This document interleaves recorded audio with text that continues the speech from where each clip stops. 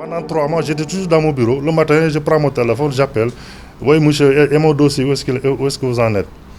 Bon, il y a un ami qui a vécu aux États-Unis avant moi, qui est venu un jour dans mon bureau, il me dit, mais boy, yo, you need to wake up. C'est avec cette anecdote que ce Sénégalais qui a passé environ 25 ans hors du pays aime à se rappeler de son retour, un changement lourd à certains moments. C'est pas du tout facile parce que c'est un changement complètement que vous allez faire, un changement complet parce que vous venez d'une autre culture. Bon, c'est vrai qu'on est tous des Sénégalais, mais quand on a quitté ici, on était vraiment jeunes.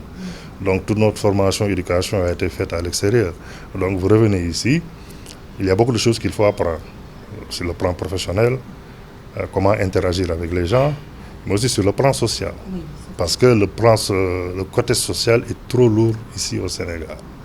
Alors vous vous imaginez, par exemple, dans le milieu professionnel, il y a des gens qui quittent leur boulot pour aller en baptême, qui quittent le boulot pour aller à un mariage. Alors ça c'est impensable en Europe. Une perte de repères que d'autres aussi ont vécu. Certains passent 2 années à essayer de se retrouver. Si vous passez minimum 4 à 5 ans à l'extérieur, ça devient très difficile parce que vous perdez vos repères quand vous êtes de retour ici. Donc, personnellement, ça m'a pris à peu près 2 ans à 3 ans avant de retrouver mes repères. Il faut être prêt psychologiquement. Les lenteurs administratives et autres critères pourraient en refroidir plus d'un. Si vous n'êtes pas prêt psychologiquement, vous n'allez pas vous en sortir. Parce que déjà, il y a les barrières.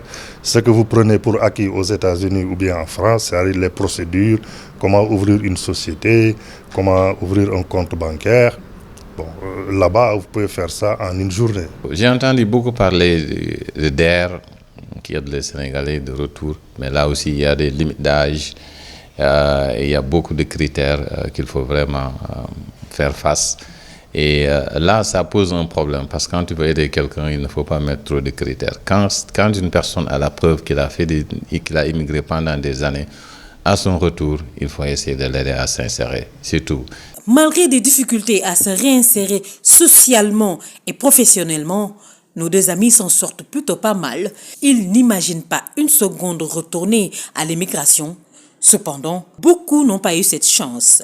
Ils repartent faute de ne pouvoir franchir certaines barrières. Pourtant, le fonds Diaspora de la DER a été créé en 2017 avec une enveloppe de 3 milliards de francs CFA. Il propose un financement pouvant aller jusqu'à 50% du montant nécessaire au démarrage du projet.